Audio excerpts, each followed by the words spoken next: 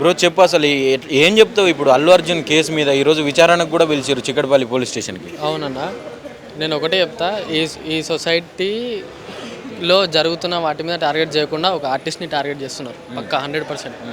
ఇప్పుడు మొన్న సికింద్రాబాద్లో అమ్మవారిది అది ఇన్సిడెంట్ అయింది, దాని మీద ఎవ్వరు ఫోకస్ చేయట్లేదు.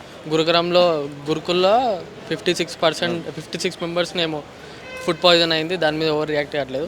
కానీ ఈ ఆర్టిస్ట్ మీద ఒక యాక్టర్ని వన్ సైడ్ చేసేసి యాక్షన్ తీసుకుంటున్నారని నాకు అనిపిస్తుంది యాజ్ ఎ కామన్ మ్యాన్. ఇప్పుడు వాటి మీద కాకుండా ఈ సొసైటీని మంచిగా చూసుకోవాలని నేను అనుకుంటున్నాను యాజ్ ఎ కామన్. అంటే ఈయన పర్మిషన్ లేకుండా వచ్చిండు, ఇది ఒకవేళ ఇది పర్మిషన్ తీసుకోకపోతే అల్లు అర్జున్ని అసలు రానియకుండా ఆపాల్సింది ఆపనివ్వకుండా కంటిన్యూ ఆపాల్సింది అంతే. అది నేను చెప్పాలి.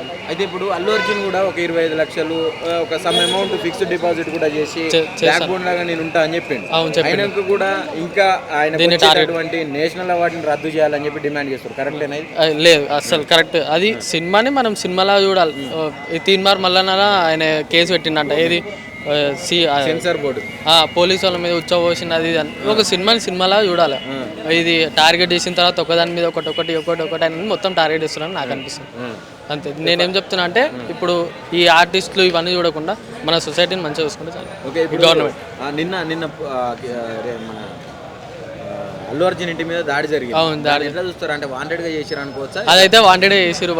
నేనైతే కొన్ని ఫొటోస్ చూసిన, అంటే ట్రోల్స్ వచ్చినాయి, అన్నీ చూసిన ఇన్స్టాగ్రామ్లో. అవైతే వాంటెడ్గా చేసినారని నాకు అనిపించింది. ఆ వీడియోలు చూస్తే మాత్రం ఫైనల్గా ఏం చెప్పదలుచుకున్నాను? నేనైతే గవర్నమెంట్కి నేను ఒకటే చెప్తా, సొసైటీని బాగా చూడాలి. ఒకదాన్ని హైప్ చేసి అంటే తప్పు యాక్సిడెంట్గా అయ్యింది దాన్ని టార్గెట్ చేసి యాక్టర్లని మన తెలుగు ఇండస్ట్రీని ఖరాబ్ చేయొద్దని నేను అనుకుంటున్నాను.